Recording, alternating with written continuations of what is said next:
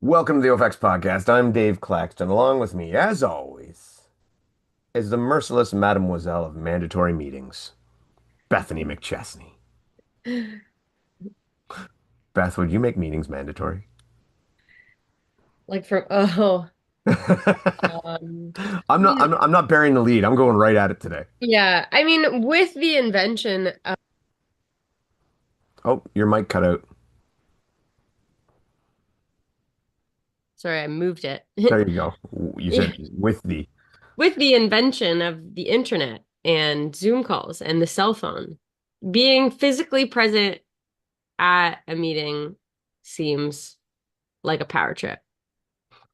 I don't know if people are aware of this, but you and I are not in the same room currently. Right. Great distance between us. Uh-huh. Yeah. And as a matter of fact, we have never done a podcast in the same room. Nope. We talked about it a lot. Yeah. Like, Well, it's like sitting around tables sometimes after races, we're like, we should just record right and now. we've never done it. No. I think so many championships and stuff. I brought everything, like Uh-huh. even a different mic that like is meant for all around. And every time in my head, everybody gets sitting around, we get talking. I'm like, no, Yeah. it's just not. It's not the same. And then you don't talk the same, and then people don't have as good a time. And no, just no. Yeah. Yeah, I get it. But yeah, you don't have to be physically present. You can also even record these conversations and put them out later. I don't know if anybody knows this, but Bethany and I don't do this live. Mm, Yeah, okay, okay. So, basically, explanation for those who don't know. Most people know. This week, Hyrox Regional Championships in Washington, D.C. for the North American one. Um, Alondra Greenlee notified Hyrox ahead of time. I don't know how many days ahead of time, but ahead of time that she would not be able to make it to the mandatory briefing before the race, the day before the race. She had surgery, not on her that she performs. She is what's it, foot and ankle surgeon, yeah. and could, obviously, and I'm sure the person's very happy about this, could not get out of it. Mhm. Yeah. Surgery went well, from my understanding.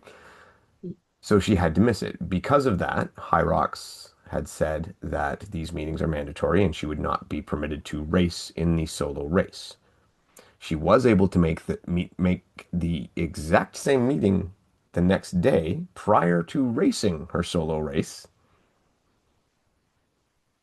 and that one counted for her doubles race, so she was allowed to race the doubles race, but not the solo, even though she attended a meeting which was practically the exact same thing before the solo race. Um, Normally, if this was the whole story, I would actually say Hyrox said it's mandatory. They told everyone it was mandatory, and she was unable to go. Her reason, obviously, fantastic. Nothing wrong with her reason, but that's the rules. And if those are the rules, they're the rules.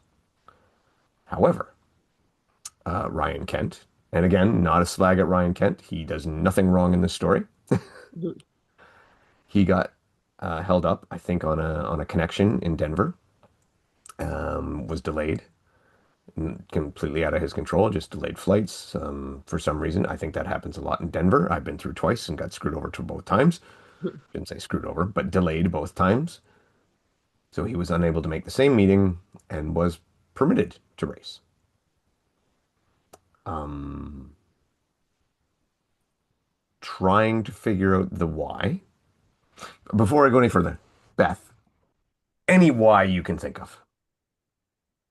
I mean, there's no reasonable explanation here except we're playing favorites because both of these athletes have been around High Rocks a long time. Both of them have been in Elite 15 races a long time.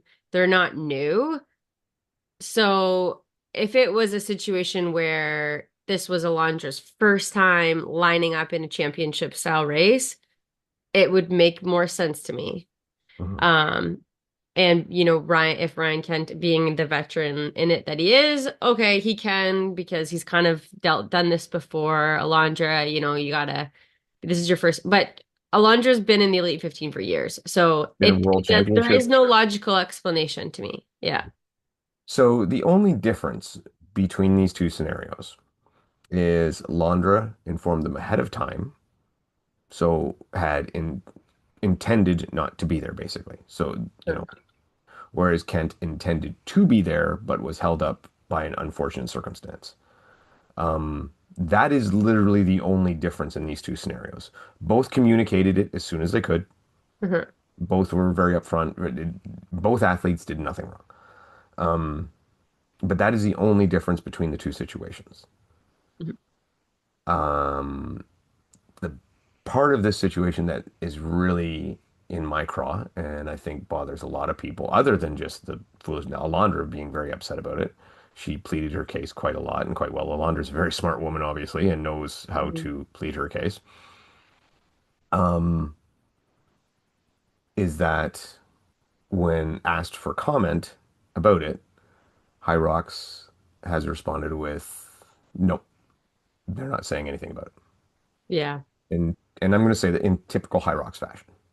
Hmm. And that bothers me because as someone who does the job of what Matlock does for Hyrox, I think transparency and honesty and standing by your decisions um, is the path to respect and the path to the athletes trusting your judgment because whether they agree with you or not, you will stand up for it, you will explain it, and you'll stand by it. And like I said, they're not always going to be on the good side of the decision. Like personally, for me, if I was doing this decision as per the rule book, neither one of them would have raced. Hmm. I don't like that rule. It's stupid. I would never make that rule, but someone else has made it. It's in there. Hmm. So that would have been my decision. And I would have explained it as such.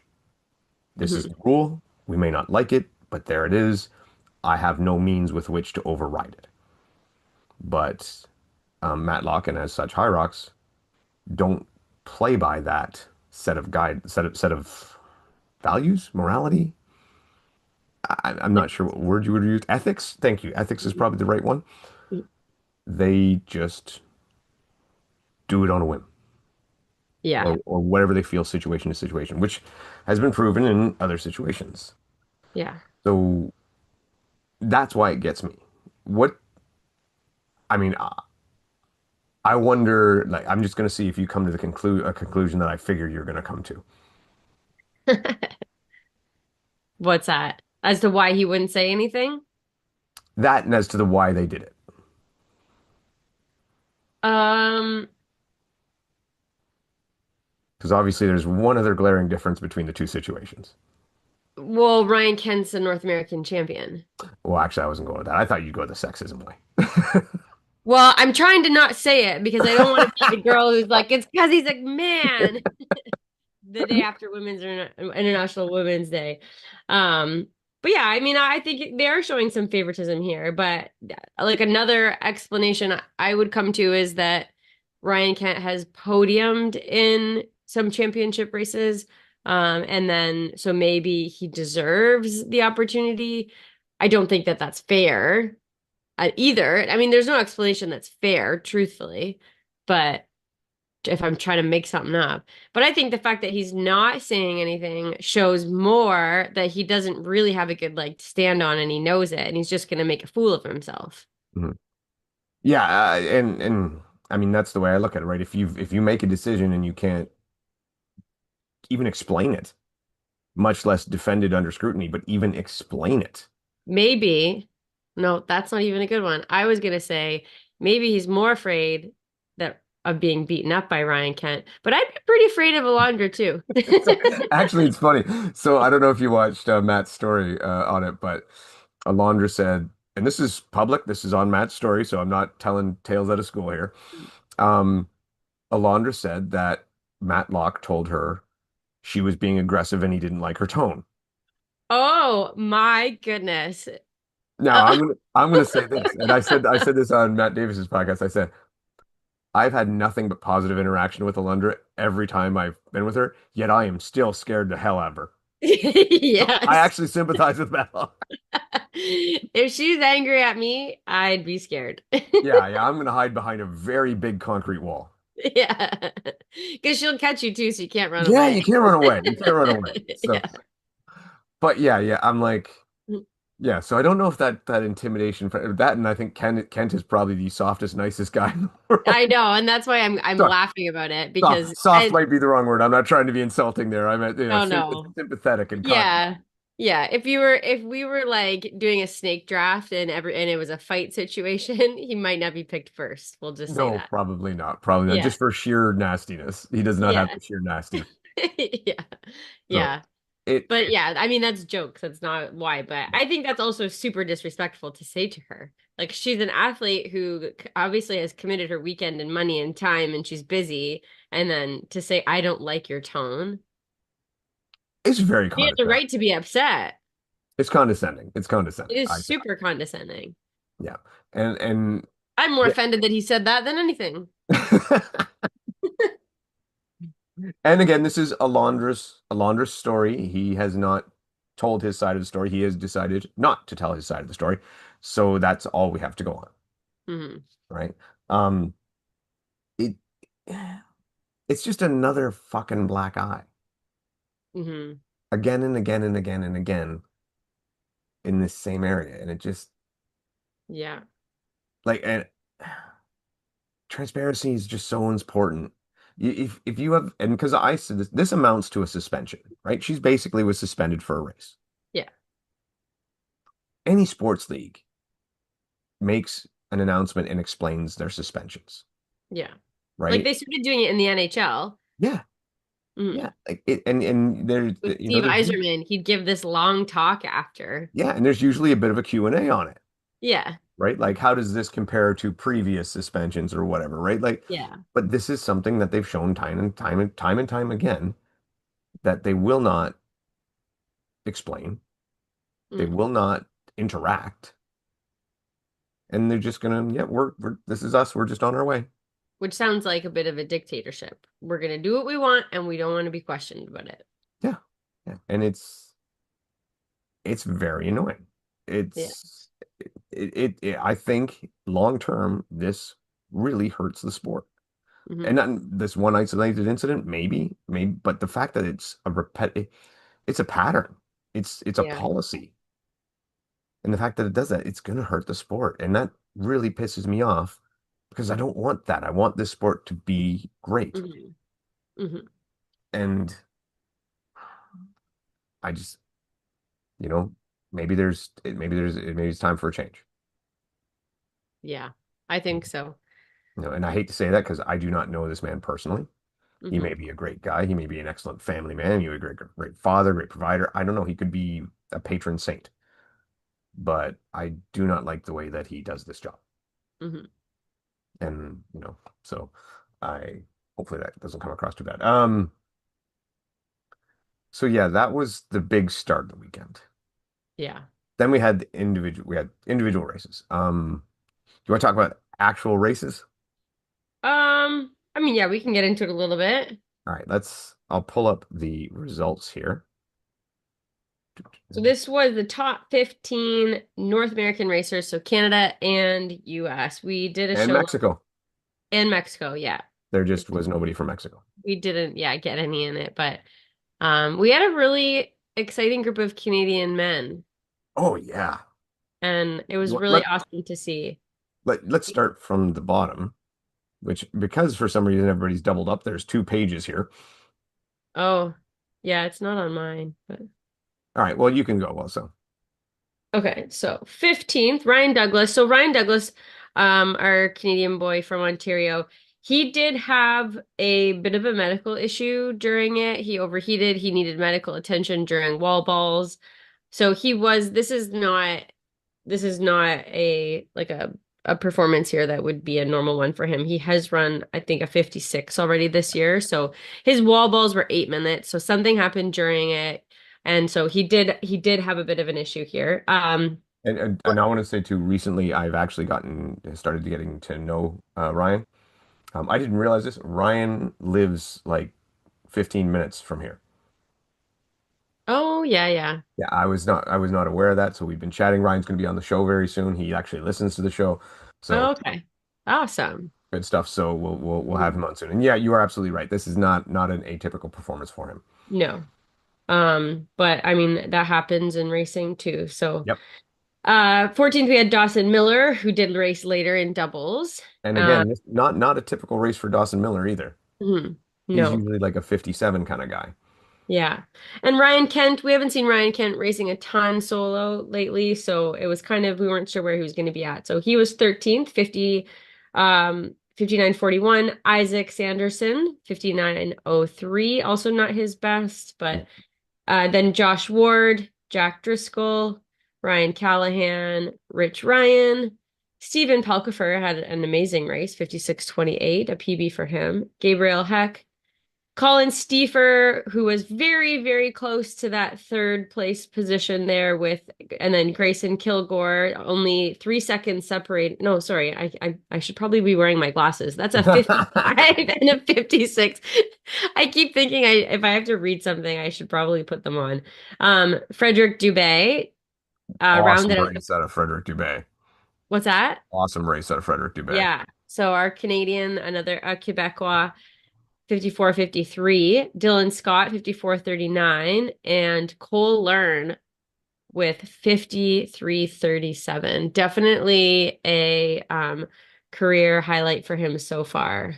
He was right on the edge of the world record there until he broke at the wall balls, and I think he broke it like around 80.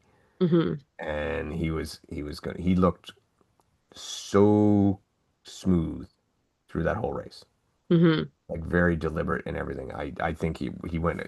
I know he ran faster than he anticipated, Hmm. but I think his race just went so according to plan. And I know that he had been like this was his race he had his eye on Yeah. for most of the year, thinking that this would be his best shot. Yeah. Yeah. He peaked for this one. This was his A race in the season.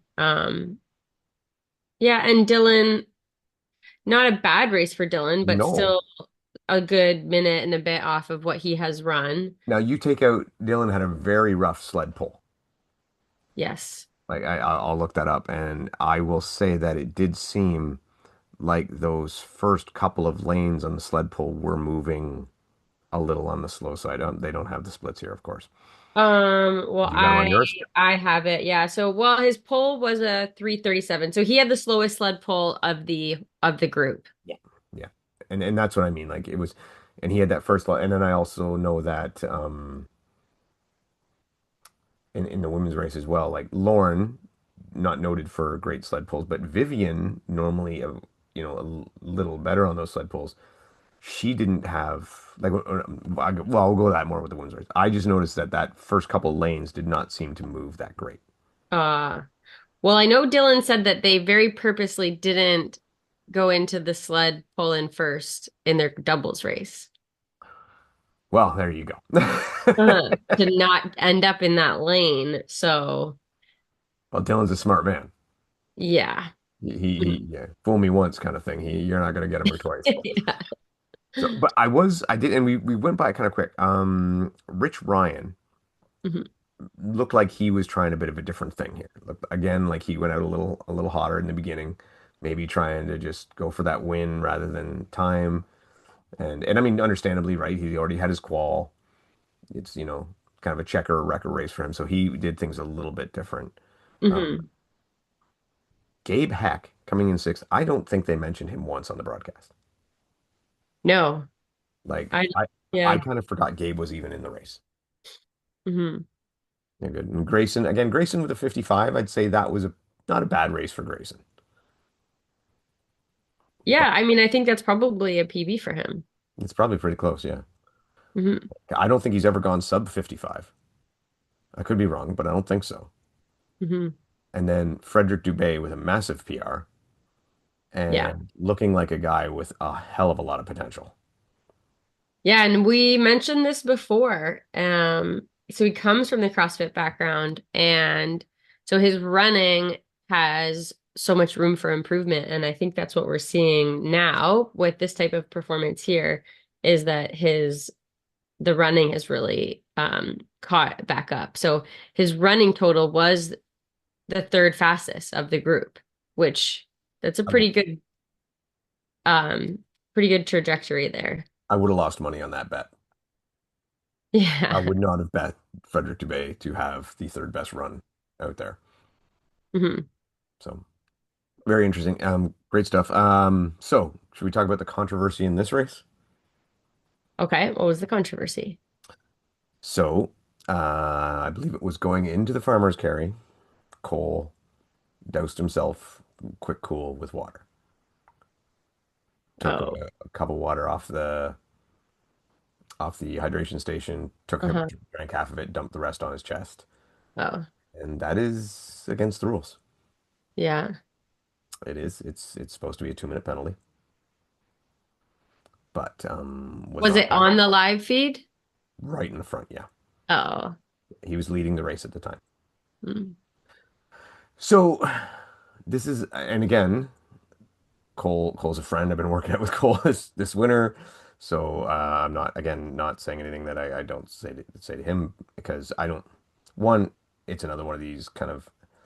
This is a rule. Should it be different for the Elite 15 than it should be for the regular population?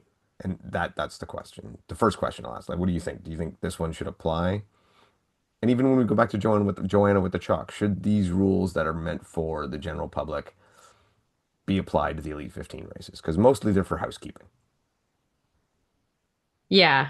And the reason that we have it in the general population, if everyone is dousing themselves in water, I Yes. mean, it's already a mass by the water Yeah. stations anyways in the masses. So Mhm. I I get that. Yeah. Yeah, it's so hard though to apply a different set of rules. Yeah. It is. It is. It is definitely. And then you come to the situation where right now, because of the time-based qualifying, which is going away, but because of the time-based qualifying, if you say, well, you're allowed to do that in the Elite 15 races, and those races count towards your time, you have an unfair advantage over other racers who are getting their qualifying times in regular races who are not allowed Yeah. to do that. Yeah. So that's kind of my why it shouldn't be. Um, so anyway, So point then you'd being, have the Elite 15s throwing themselves with water, hmm, throwing garbage, yep, and carrying their own chalk and yep, spitting. and stealing buckets. Yeah, and running with the bucket. Well, no, But because they get to carry their own chalk. yeah, but it's been a long Mm. time since we saw that one. But Yeah. yeah, so it definitely was a chance, and I haven't talked to Cole about exactly about this, but I'm going to wager he had no idea that was a rule. I And think you probably do it instinctually. Like he yeah, probably just didn't even think about it. no, no, no. But in the fairness, I mean, I'm always the one that calls out Joanna when she did the chalk. I call it Joanna when she threw the garbage over the fence, and so I have to do the same thing with Cole. That was a rule that should have been called, and Okay. Hyrox decided not to call it. Again, I'm not going to blame Cole for Hyrox not calling the rule. Hmm.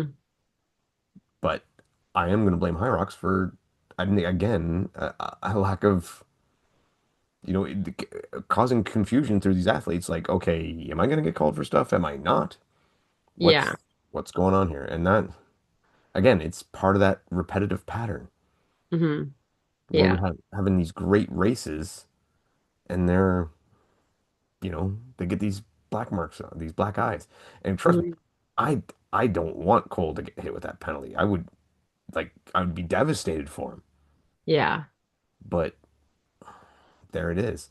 And this is another thing where I would say that in if you're running a sport and if you are not willing to call these penalties on the spot because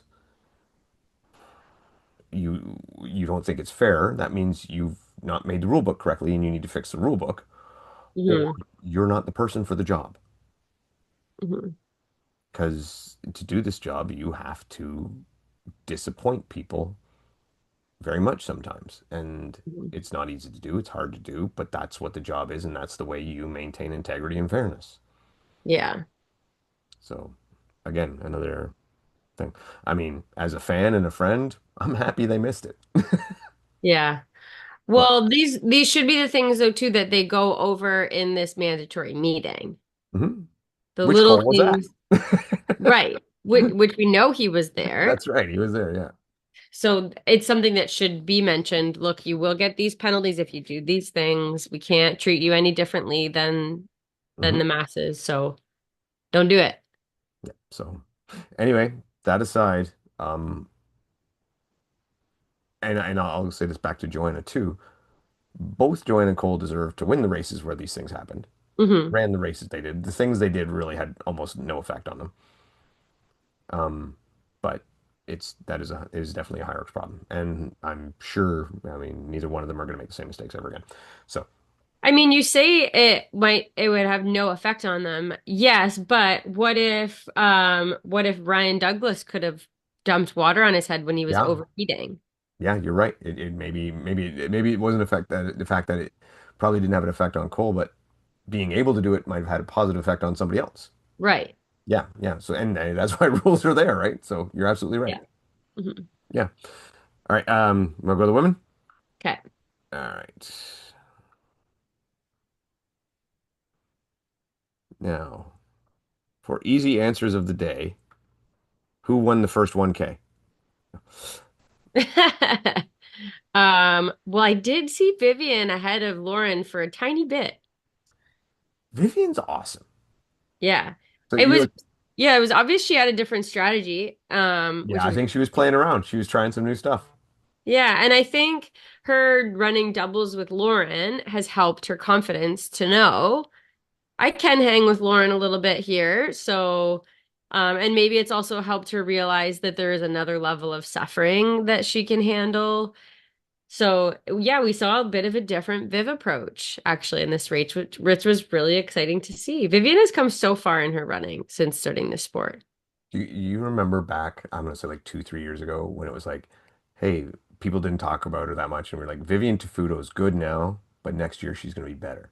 And then it Yeah. was next year, and we're like, she's great now, but next year she's gonna be better. Uh-huh. And you know what? It's next year, and she's a fucking monster. Yeah.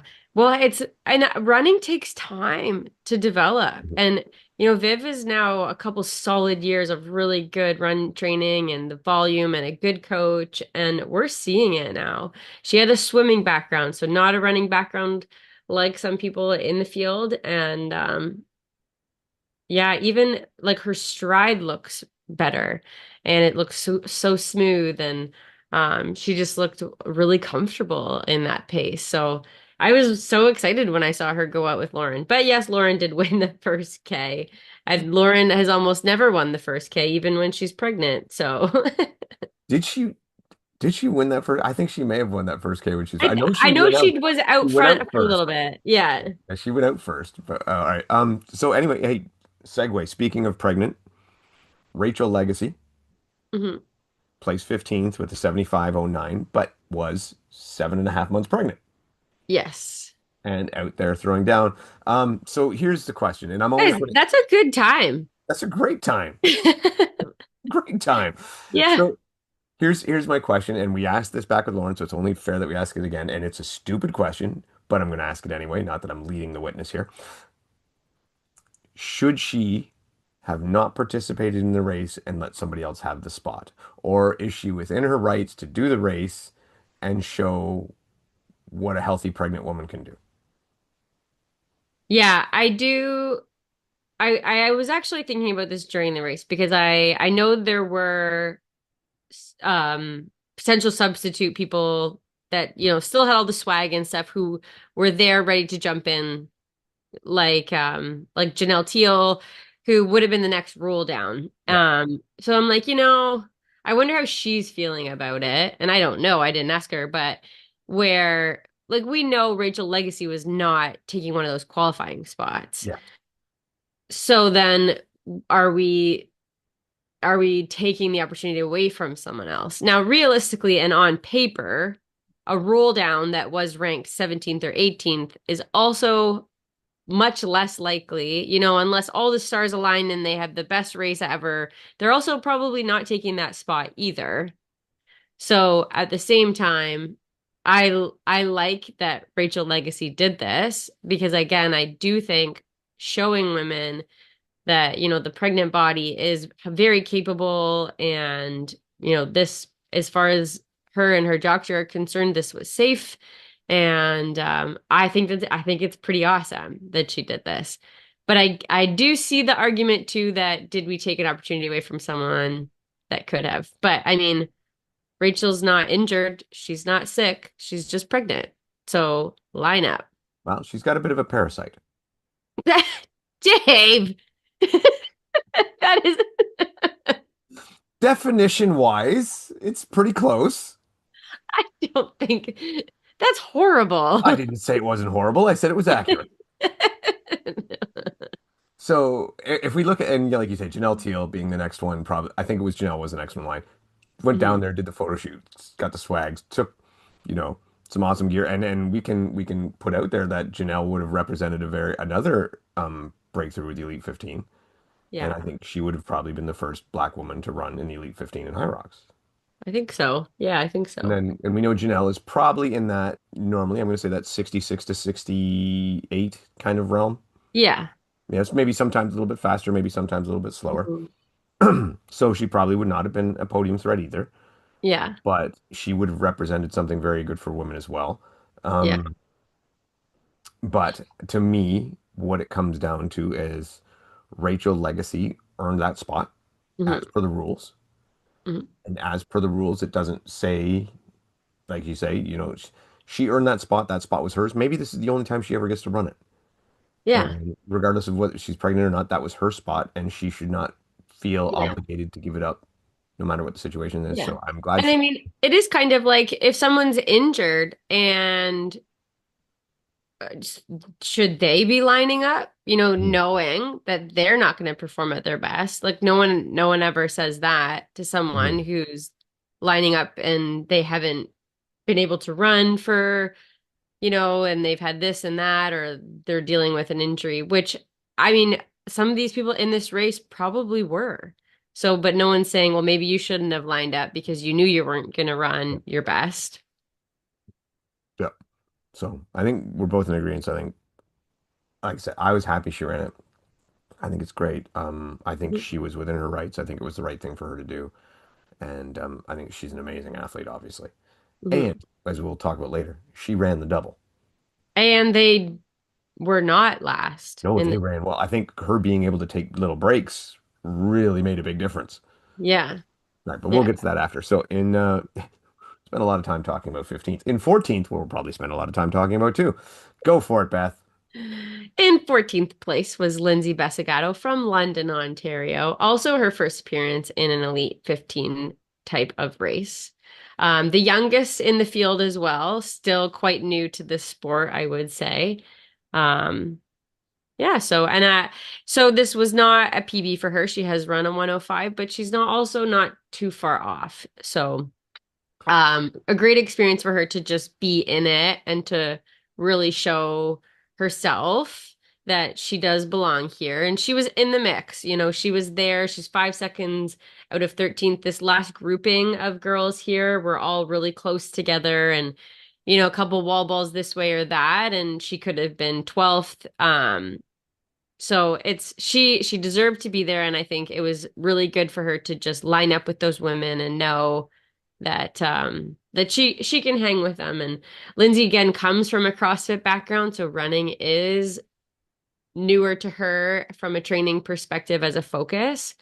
So I think there was a bit of imposter syndrome with it going on, which is also quite understandable. I think we all go through that for different phases of life. That said, we are all huge Lindsay fans, Hmm. and from what I saw, um, objectively, she deserved to be out there. Hmm. She ran a good race, and she, to me, is again young and full of potential. Yeah. And I like we looked like we just talked about Vivian and where she came from, and how her curve just, how her learning curve was so steep. And I think Lindsay is. I don't think this is the last Elite 15 we see Lindsay in. No. No. And Lauren Weeks, when she started CAD across, was with CrossFit. athlete as well. And although she did run a fair bit while she did CrossFit, she was still running times that were slower than this when she started. So it's just that it's such a different world now. Yeah.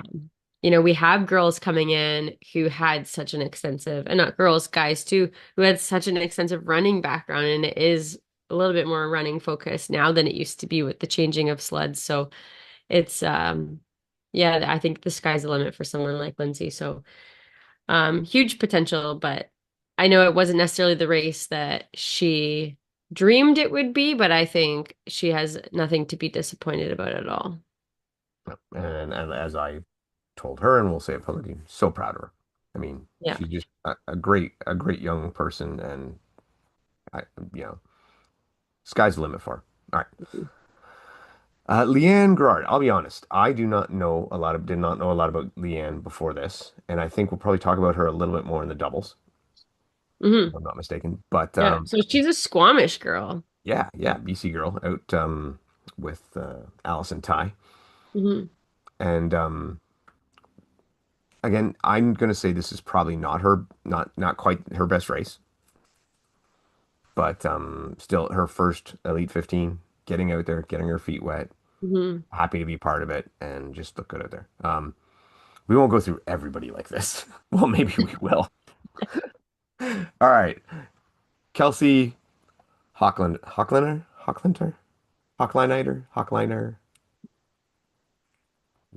Come on, give it a shot. You got it? Hawkliner. Hockliner? There's a Hawklightner. T in there. All right. Again, not very familiar with her. 65, 58, and So 12. she was the roll down for Alondra. Oh, yes, that's correct. That's correct. Yeah. And so, very late roll down to step in and jump in and represent herself quite well. Yeah. Because I don't know where she would have been down the list. But again, I'm going to assume if she was probably in the area of Janelle, a 65 for her is probably not her PR, but probably not a bad run. Yeah. Hmm. Kat Fossbender, not her best run. No.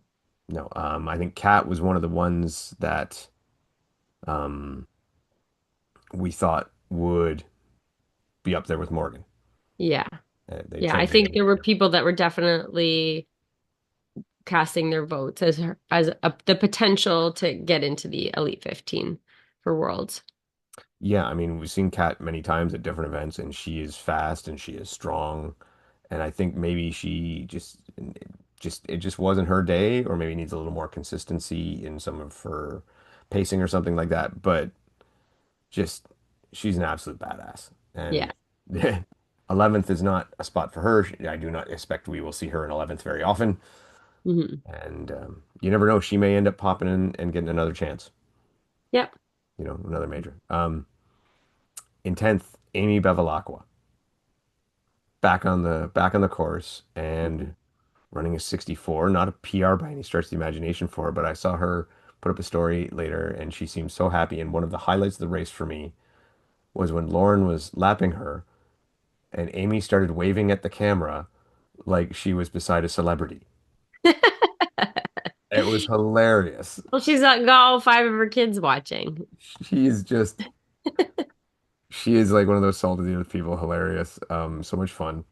Yeah. And 52 years young. 52 years young. And you know what she said in the post that she said after? She goes, before this race, I thought this might be my last race in the Elite 15. Hmm. I don't think it is. Oh man. Good for So her. Amy's not done. She's like, I think I can get back to where I was and get back in the game. Good And for she's her. like, if I can't, I'll still be racing anyway. Oh, that's awesome. So I think if you ever have a chance to have a conversation with Amy, do it. It's worth Yeah. it. Funny, personable, just Hmm. amazing. I mean, she did a doubles with someone in Vegas because they randomly reached out to her online, not knowing her, and said, "Hey, would you run doubles with me?"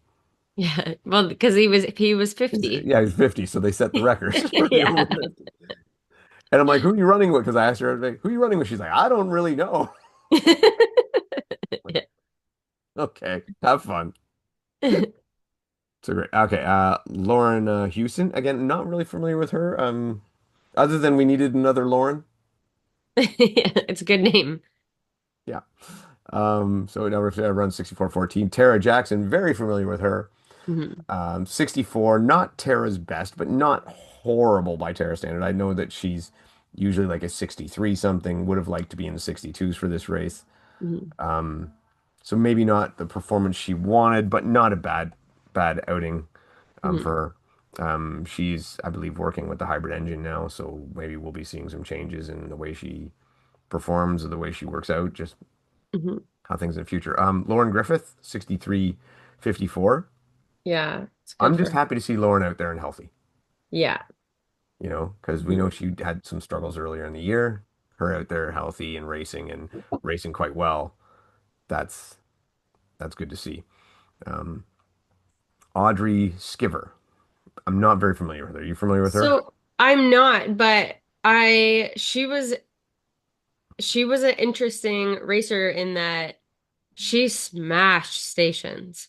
Yeah, But her running, she was one of the slower runners in the field for sure, and then would make up tons of time on stations. She had the second fastest skier, the fastest sled push, sixth fastest sled pull, burpee broad jumps. She didn't do well on 11th. Fastest row, like seventh farmer's carry, fifth lunges, second in wall balls. Like she killed the stations. I like that. I like station girls. Yeah. Yeah. Well, and it shows you too that because we've said so much about it being more of a runner's game now, but, and I mean, she's not a slow runner. She still No, averaged 430s, I think, 433s. But when there's girls that are running low fours, sub fours, sub fours. Yeah, yeah, she's still making up enough time in those stations to come sixth in this race and run a 63. So, I mean, we don't have to all be the best runners in order to still put down some really good times. yeah. I get excited when I see someone making the stations a little more relevant, Yeah. and that's that just I think that adds to it. And She had a but 2 minute sled push. oh, that's fast. Well, 2:15, but still That's low. still fast. Yeah. All right. In fifth place, as she often is, Chris Rogowski. Mhm. I'm going to talk more about her later. The double. Um, in fourth place, Carolyn Watkins with a 60.48. Not super familiar with Carolyn. How about you? Not at all, but she's obviously showing that she has the potential to be in that Elite 15 Worlds category. I mean, 101.48. She looks definitely like more of a runner. She averages a 4:05 on her You got kilometer splits. 101.48 because I'm showing like 60.48. Yeah, yeah, Okay, yeah. So like yeah, a minute faster. She was only um 12 seconds behind Morgan. yes. And one of the fastest run times in the group, the third fastest runner. I'm assuming Lauren, Viv, and then her. So, um, yeah, I mean, she's right there. Yeah. And this was, I mean, she was right behind Morgan. I was biting my nails. Hmm. I was so you did not get to watch that live, did you? I didn't, but I stayed off socials until I got home and then I watched it. So I was watching it and actually chatting back and forth with Jeff Oh, okay. while we were watching, and we were both texting. Like I don't know how if you can text back and forth, screaming, "Holy shit! Come on, Morgan! What the hell? Like Jesus Christ! Like I holy fuck, know. Morgan! Come on, pick it up!" I don't know if you can text that back and forth quickly enough for it to actually register properly. Mm. I think I told him right after, I'm like, "Do not let Beth know what happened here. She's going to be screaming at the TV." Yeah, yeah. Oh, that was stressful. Oh, was and that like you she was holding at her leg because she was cramping up and I swear and I hate to say I doubted you Morgan because you were our pick to get that spot but I'm like Mhm. oh my God she's gonna lose it. It's just- It was down to about six wall balls, I think, by the end. yeah and it was like 26. Yeah. Yeah. So Morgan was, and she talked about it later, she started to, her adductor started to cramp up and seize really bad. Mhm. And she was really struggling on wall balls. Oh but again we know Morgan's tough. We know Morgan's been around since day one-ish, and I think she's finally going to get to compete at Worlds, and I'm very happy for her. And she was, like we said it going in, we thought that she was the one to do it. She was the one that was favored to take the spot. And then midway through the race, it became very clear that like it's Morgan's to lose. She needs to hold serve for the rest of Yeah. the race. And it Yeah. ended up being a little more difficult than we thought at the end, but she did do it and came through. And And I do think she ran a very smart race. Morgan is a very proficient runner, and I do think she has the capabilities to run with Vivian, and she played the smart game mhm, within the race and didn't go out with them. And it definitely it paid off. Morgan was at the third North American Hyrox ever to happen. mhm. And then I met her at the fourth one in Chicago. So, and then she took a bit of time away to do her PhD and then came back and has struggled with injury. So Morgan has been around the sport as long as Lauren Weeks has. And Morgan too trains a little differently. At least she was before, not near the volume of a lot of the other women. Yeah, so this was I don't know if she's training more now, but Yeah. it was about a year or two ago, and she said, because she does still, she's a student, she works, she's busy, She was she having trains some an injury hour a problems day. too. What's that? Before that, she was having some injury trouble. Yep, and she struggled with bone injuries, with stress fractures, and so she's just quite careful with her training. And she used to say, and again, I don't know if she's training more, but an hour a day. She's efficient with it. She's in and out. And that's what her body can handle. And that was when she won DecaFit Worlds and beat a very good field of women. So everybody can train different. Not everybody has to be putting in 3 or 4 hours a day like some of these full-time athletes. So Morgan is someone who would train probably a lot less than some other people. All right, Vivian, we've waxed poetic about already.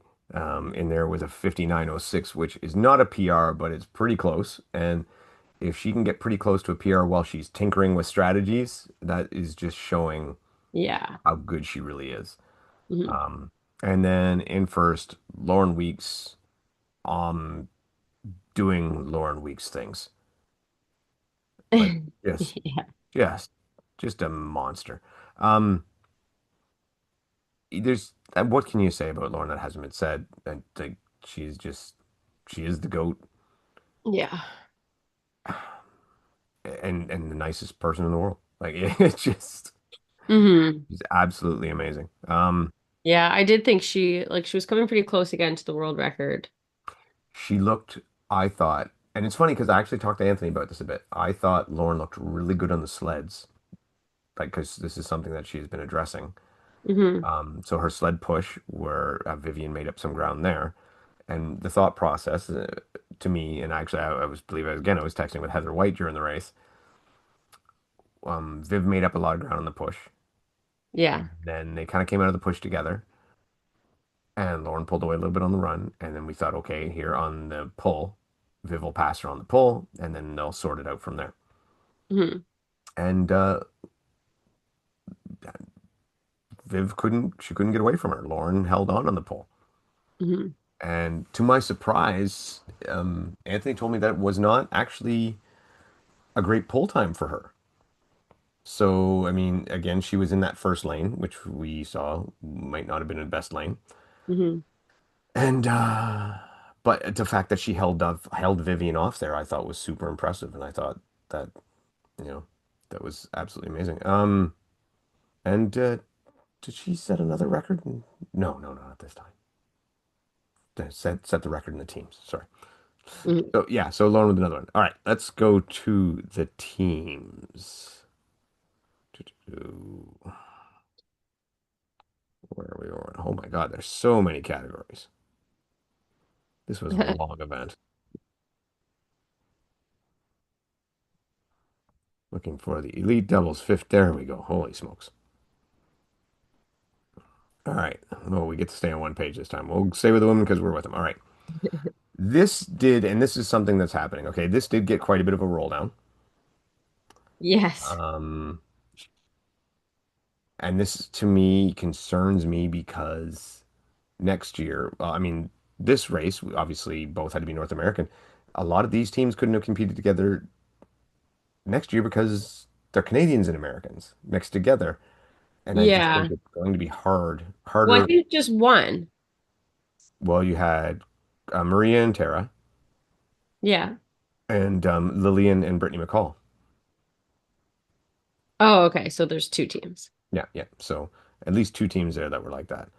Hmm. So it's going to become difficult. Anyway, but that's so 15th place we got Amanda Houston and Alexa Armeni.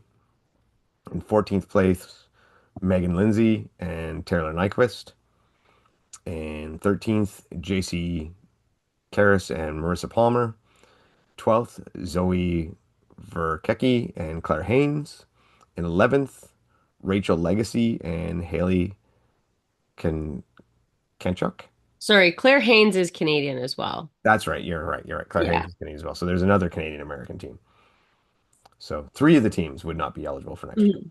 Mhm. Rachel Legacy. There we go. So in 11th, running the double back the two race solo and doubles in Elite 15, 7.5 months pregnant, and a great outing there. So just getting it, just very impressive. Yeah. 10th place, Imogene Cross and Nicole Fisher. Ninth, Kristen Stein and Julia Kamide. Eighth place, Madison Yaskovich and Denitza Leon. Seventh, Anne Marie McNiven and Amy Brown. Sixth, Katie Howell and Alex Chabot. Fifth, Tara Jackson and Maria Fetchik. I thought this was a pretty good run for them. An improvement over, say, the last one or two they had done.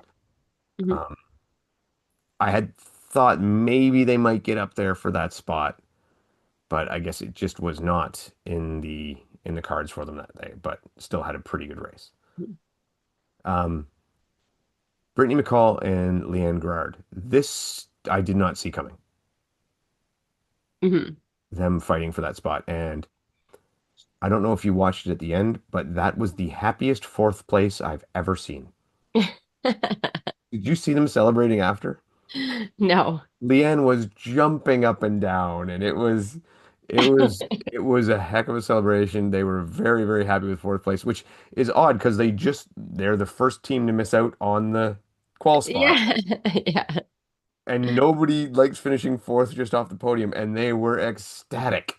Yeah. I mean, they were pretty far off of third, but I think I don't know what they came in ranked, but I'm gonna guess it wasn't fourth. yeah, exactly. They probably finished way above their ranking. All right, and getting the qual spot, Alondra Greenlee and Chris Roloski. I Mhm. said we talk more about Chris later. So Chris was very mean to me. She called you out publicly. She Called me out publicly, publicly for yeah. a bad prediction. Mhm. Um, and she was right. Mhm. But and I told her I said it is actually one of the best compliments ever because it just shows that one the athletes are listening and two that our words mean something. Right or wrong, they mean something. Mhm. And I'm very happy for Chris, very happy for Lundra. I like them both. Um, and yeah, it turns out their ceiling is higher than someone expected. I think if you ever hear something from a podcaster who we don't really know No, what people are doing for training or where they're at for fitness and to just use it for fuel. If you're upset that someone didn't put you as, the person to qualify or the person to watch, just use it as fuel, which yeah. is what Chris did. Yes, and Chris and I are friends. We get along very well. Yeah. And that was very much a fun jab. So she knew I would see it and she knew I would laugh. Um, but she did say just like you said. She said, "Yeah, I'm using it. Yeah. even if it doesn't make me angry, I'm using it." And they had a great performance. They ran really, really well. And it just shows that, and I'm perfectly willing to say, hey, I was wrong, and I'm happy I was wrong because they're cool people, and I want to see them Yeah. do really well. Um, Well, and again, the thing is it's not like we know what yeah. Alondra really does for her training. People just kind of post highlights and stuff, and Alondra does a lot of CrossFit. So, If you watched Alondra's training, you would think she does 12-minute AMRAPs yeah, and bikes in the mountains. yeah. Yeah, and maybe that is what she does. Maybe it But is. I do know back when there was one of those where the Elite 15 at Worlds, they were explaining, what their run total is per week and yeah, their max lifts and stuff. And she ran a shockingly little oh amount. yeah. Yeah. So I don't necessarily think that that's wrong to assume that that's No, how she and trains. but I would also assume because like her rowing ability is very good, Yeah. and and I know she spends a lot of time on the ergs, Hmm. and is a very big fan of the rowing. So yeah, so a lot of fun and great to be involved, and just very happy for Chris and Alondra. I think they're Hmm. great people, and really happy for Alondra to come in here after being obviously upset about the solo and then running this race. Now, I am going to point this one out. I don't know if Alondra has noticed this or seen this, or anyone paid attention to this, but if I was Alondra, this would have ticked me off. So during the race, Till, the commentator, mentioned Alondra being in the doubles and not running the solo because she had to work. They didn't say they pulled her out of the race because she missed a meeting. They said she couldn't run because she had to work. I'm like, Oh. that's a bit of a half truth there. There's a little bit of information missing from that statement. If I was Alondra, I'd be like, sorry? What's that now? Yeah. I was here. I was sitting in the venue when that happened. Wasn't at work. I was here, just outside actually doing an interview. So yeah, that one and they mentioned it at least twice. Ah, So I thought that was they're told to say that, I'm sure. I don't know, but that was pretty.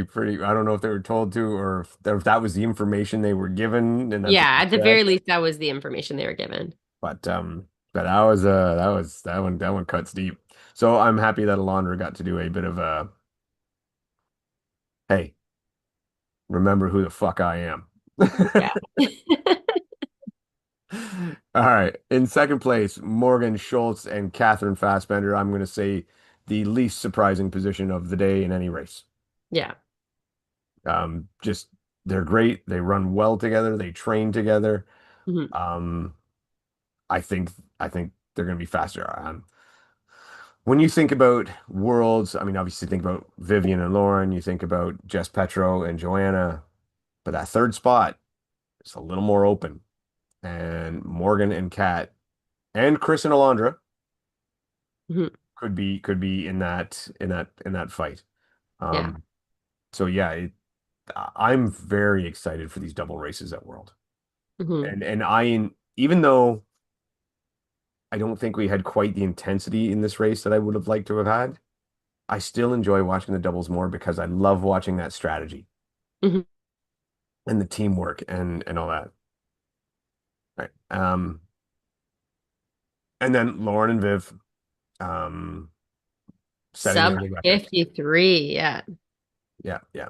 Was that like a little bit of a shaky finish at the end there. We weren't sure if they were gonna get that sub 53 because did she get a no rep on like the last one or something like that? Or I don't know. she looked a little bit off on that last rep. Mhm. I can't remember exactly what happened, but there was something that nearly cost him the sub 53. But wow, just amazing. And Vivian giving the world's greatest post-race interviews. Yeah. I She didn't is, see her interview after this one, but it's just typical Vivian. Like, yeah. I I, almost died. I almost died. This is horrible. Lauren's Yeah. killing me. I don't know what's happening. And then, but Lauren to me had the quote of the weekend, which she said, she goes, she's kind of like Vivian understates herself. She's done three doubles right races and set the record three times. Mhm. You, no matter how good Lauren is, you can't. Lauren can't do that with just anybody. Like No. Vivian No. is absolutely fantastic, and I think she complements Lauren perfectly. Yeah. And I know this wasn't at this race, but Vivian's greatest comment when she's like, "Yeah, go, Lauren, I got you," and she's like, "I don't have her." Yeah. The first run, I'm literally sprinting as fast as I can. Again, Vivian loves session, Lauren loves session. They're just so good and such great people. And you know what? All these women are. I was very excited to watch that race. Hmm. Um, Despite maybe not being the most competitive race. Yeah, I mean, it was definitely two teams that ran away with it, but Yeah, yeah, yeah. And I mean, Alondra and Chris looked pretty home and cooled in yeah. their race too. And that with that spot, it was definitely like very early on. It was like, okay, this is theirs to lose. They just have to finish out, and they didn't have a single hiccup. Yeah. Let's go to the dudes. Definitely a lot more back and forth. Yes, this was a much more racy race. All right. In 15th, William Allen and Peter Edgar. In 14th, and his best introduction of the night, there ain't no party like a Walkington party. Alan Cole Walkington. Just I'm always happy to see the Walkingtons out there. They love to race and they're good people. 13th, Joshua Salazman and Chase Stevenson. 12th, Mason Stevens and Josh Ward. 11th, OGs, David Magida and Mark Gaudette. Hmm. Again, this had some roll down to it. Hmm. Um, but David Magida back out there, you could tell that the bits and times you saw David on screen that he was just having a good time. Yeah, I mean, it's been a while since Dave's really raced at a high level, so Now he'll probably tell you that he works for Hyrox, so he had to hang back. Didn't want to cause controversy. yeah, right. Yeah, no. Dave was he was just out there, you know what, taking another like a chance to be out there in the Elite 15 and run with all the big dogs and have a good time. And Dave and Mark Gaudette are teammates all over the place. They team up a Mhm. ton of times, so it's good to see them out there. Wow, you want to give that one a try? Gabe No, Piper no, the next Gerties. part. Try again. What? Say anything. The name? Yeah, Gabe Piper Gerties. Piper Gerties. All Mhm. right, I'll Caleb and Caleb Green. Caleb Green. I could have done Caleb Green. In ninth, Brent Gornick and Alexander Rakovich, not Ronkovich, and not Morgan's training partner. No, it is Alex That's Ratkovich, right. He is his who own. happens to train with Morgan. That's right. That's right. Ryan Douglas and Jack Driscoll. Again, Ryan probably not having the weekend he really wanted. Him and Jack maybe were favored to do a little bit better than this. But we know Ryan was not 100%. And Jack really probably wasn't at his best either from what I saw on the weekend. Yeah. Um, Isaac Sanders and Austin Azar. Um, did look good out there. Austin looking really good on sled pulls. Isaac having run the day before and also running here. Um, This is I know like Austin, we've known for a long time. Austin's an absolute monster with the engine and can go live long, world's toughest mudder champion. Great endurance background, great OCR background, and incredibly powerful. I think the running pace of these doubles races right now in the Elite 15 might be a bit much for the way he's training at the moment. Yeah, he did seem to fall back a little bit on the runs from Isaac. Yeah. But I think if Austin really wanted to dial in on this, he could, Hmm. but I'm not sure that this is his top priority. Hmm. Yeah. Sixth place, Colin Steefer and Ryan Kent. Good team, great team. Colin Steefer doing the unthinkable job of taking over for Rylan Shadag as Ryan Kent's partner Hmm. and doing admirably well for it. They had a lot of no reps on the Yes. wall balls. Like we're talking 20 something. Yeah. And I know Ryan Kent was a little bit ticked about it. Yeah, they were having discussions with Matt Locke and the judge afterwards. I don't know more about it. I think Matt Davis did an interview with Ryan. We haven't seen that yet, but I mean, I don't imagine anything come of that conversation other than maybe to see, maybe Matlock went over the reps with the judge to see if they thought they were good or not, if Ryan was right or if the judge was right. Yeah. I do know that in that situation, there's realistically nothing that Matlock could do, even if he thought they were bad reps or good reps and they shouldn't have been called. There's realistically nothing he can do in that Yeah. situation. Um, so it is what it is. I do feel bad for them. I believe those no reps cost them a spot. It probably did. Yeah. It probably cost them a spot. But luckily that spot was not a qual. I don't even think there was any money for that spot. I could be wrong on that. I'm not sure how this paid out. Um, but it definitely is again another case just to be for the judges to be, you know, scrutinized and looked at and them to step up. I personally could not see how their reps looked. I never really had a good angle or really got it even had I like saw them on screen No. enough to really tell. I No. just know that those no reps were adding up a lot. And yeah, definitely Kent was upset. Um, in fifth, Jay Muscart and Cole Learn in, I think, the happiest fifth place of the weekend. Yeah. Jay Mhm. was delighted. I'm gonna say I did not have them coming in fifth. No, I think they also did outperform their ranking as well by a pretty good margin. Yes, I think they absolutely did. I think they wrote their strategy really well, and I think Jay knew he was going to have to run like a demon on this one and really focused on his running and got that as Yeah. dialed in as he could. Mhm. So great for them and Canadian team. Fourth place, Frederick Dubé and Samuel Bear. We know Frederick just had an incredible weekend in Mhm. in general, and Samuel Bear always game to run everything and anything. Yeah. They looked really good out there, the boys from Quebec. Um, Third place, Jarrett Newby, Hayden Warner. Again, very much similar. Just guys that are ready to throw down at all times. It's Mhm. always strange to see Jarrett run without a weight on his back. Yeah, he runs quite well. Yeah, he does. He's a big, strong dude. Like, Yeah. just a remarkable athlete. Well, his Um, erg times were crazy. oh yeah, and Hayden Warner, the only man who was able to run with a shirt on. Like the whole time it stayed on. Yeah, I think it was The stuck. announcer was saying the man with the shirt. Yes, that's true. In second place, Raw Debo, Dawson Miller, Marcus Wallace, and for the first time ever, I think Marcus Wallace without a shirt. Oh, okay. Marcus, usually a shirt wearer, without a shirt. Man, they are a good team.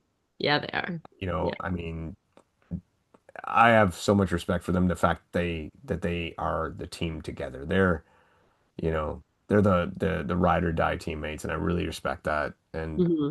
plus, they're both guys who love the sport. They're often contributors on the Race Brain podcast and do a great job.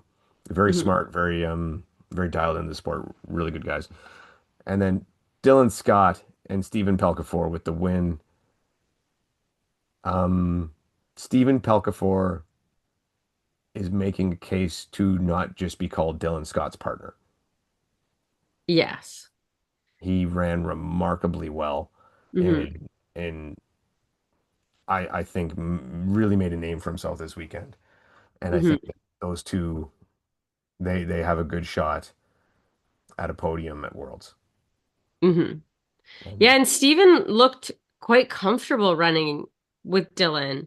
And it wasn't like um it didn't seem like Dylan was dragging Steven around the course. Like Steven looked very comfortable. So, and it was interesting too because I would have just assumed that Dylan would start most stations to mhm. give Steven a rest, but I mean that it was probably half and half or even more that Steven would go in and start the stations. So, obviously his fitness is there and his running is there, or that really wouldn't be a strategy that would work too well. So, I mean, he's obviously come a long way, and they are another partnership that does get to train together a lot, which would definitely help Steven. I mean, training with the best all the time is only going to make you better. Well, and that was going to be my question to you was we see Dylan Scott, Stephen, Dawson Miller, Marcus Wallace, Frederick Dubé, Samuel Bear. over on the women's side, Kat and Morgan, these are teams that train together. As the doubles grows, do you think that that's going to be important? I think it definitely adds a benefit to them. I don't remember the team that was saying it, but they were saying that because they train so much together, they can read each other's body language too, to know when someone's struggling and they know without even saying it when they're going to have to take over. And I think being that in tune with your partner and even knowing how your partner is with, what type of encouragement they need or all the little things, Yeah. I think definitely would set apart the best teams than just putting two great athletes together and hoping it works. And when you were talking, you mentioned this earlier about so normally we would see Dark Dawson Miller and Marcus Wallace just annihilate the sled pulls, Hmm. right? Because they are notorious for being incredibly fast on that. And did you not say that Dylan Scott and Steven made sure they didn't have that first lane? And I think it was Dawson and Marcus did, and they did not have like normally I would have bet the mortgage that Dawson and Marcus would pull away on the sled pull, and they did not. I don't know if they were first at sled push though. No, I wonder. Well, it was either Dylan and Steven or Marcus and I think Dawson. So Jared Newby was in first. okay, But this won't, just looking at this yeah, results won't tell you who came into it first. no, no, no. I think it's Rocks Op that does that. Mm. But so either way, well, let's just look at the sled pull, a 230 from Steven and Dylan,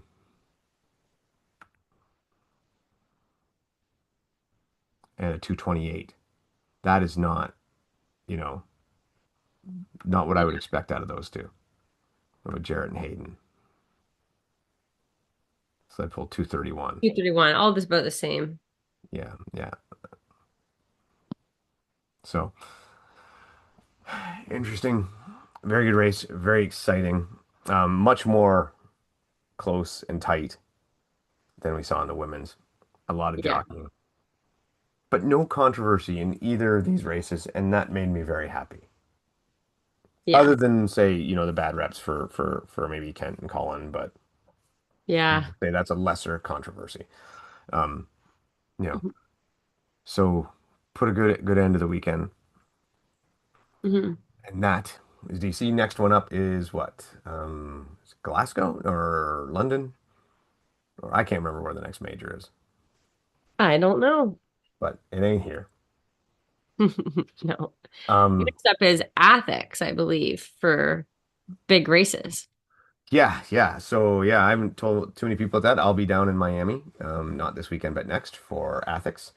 I will not be over in Anaheim for DECA, but I will be at other future DECA events. But for this particular one, I'll be in Miami. So everybody at DECA and Anaheim have a great time. I will miss you. This is a new adventure for me to spread my wings a little bit and try some different stuff. But I'll be joined by some of these people who are from these races. So, and along with some big name CrossFitters, I will have my chance to no rep Laura Horvath. So that's exciting. Um, Oh, Dave, look out. well,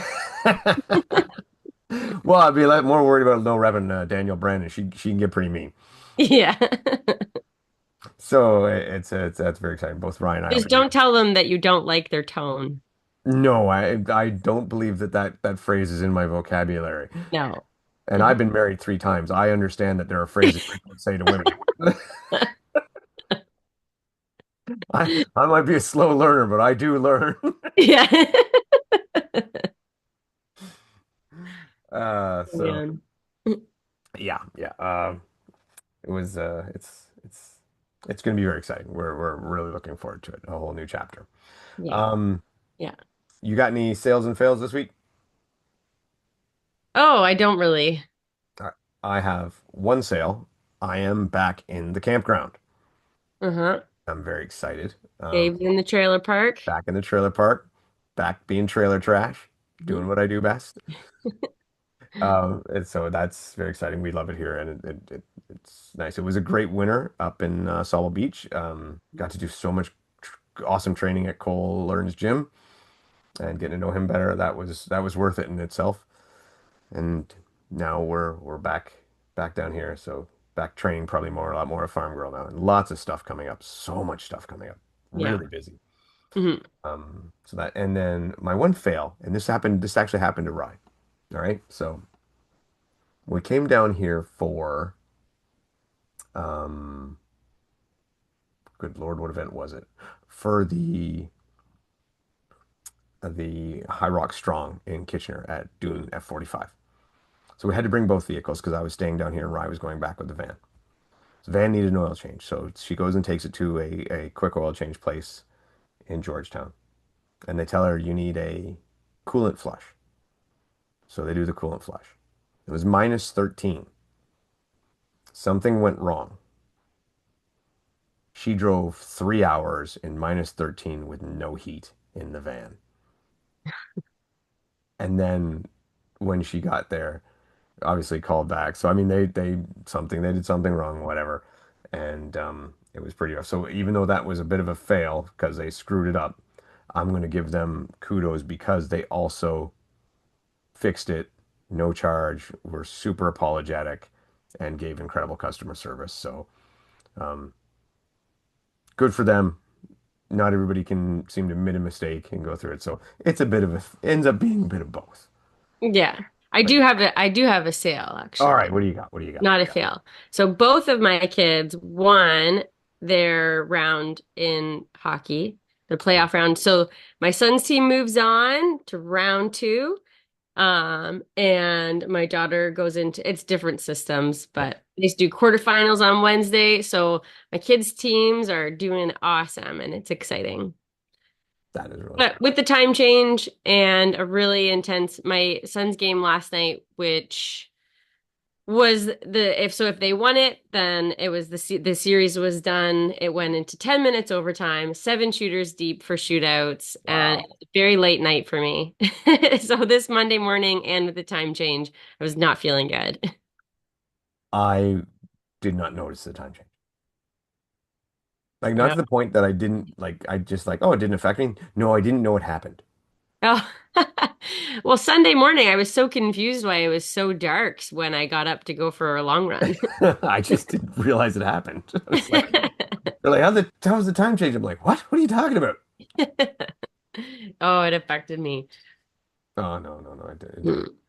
But and then there was a couple things. What else? There was a little more of we didn't talk about this. Maybe we'll save this um for next week. But yeah, we'll save the changes Hyrox made to the 60 plus year old division at Worlds. Okay, I haven't seen it, but I've seen some people complaining. All right, we'll hit it quick because Okay. basically what Hyrox did was at Worlds they've re-altered the schedule so that now if you've qualified in the 60 plus division in solo and in doubles, you will not be able to race both because the way they've arranged the schedule, they pretty much go at the same time. Yeah. Now, this really sucks because this is mid-season and many people in that division who had qualified were planning to run both. Yeah. And now they have to decide. And I mean, let's for example say some people maybe were counting on someone who's running solo and being their partner to run with them, and now they might not have a race to do because their partner might be focused on the solo. So some Right. people could be out entirely. This is not like we just changed this at the beginning of the year. This is we changed this midstream after people have already qualified, claimed their qualifications, and made plans. Yeah. That sucks. The part that sucks even more is in the email that Hyrox sent to the 60 plus year old division, they made it sound like they were doing it for their benefit. Not to the point where they made it sound like it. They said, this is going to be great for you. I always struggle with what the term gaslighting means, but I see it now. Yeah. That's gaslighting. Mhm. And I really feel for the division that's stupid. And they're the only division this is happening to. That's too bad. And I firmly believe that there could have been a different way. There could have been a way to let these people run, even if it was at the end of the weekend or something. That this did not have to be done. Yeah.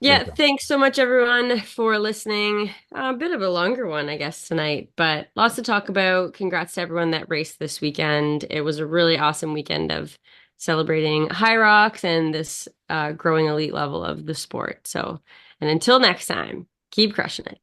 Yep. And to Chris Rogloski and Alondra, I will never make another prediction again. All right. Take care.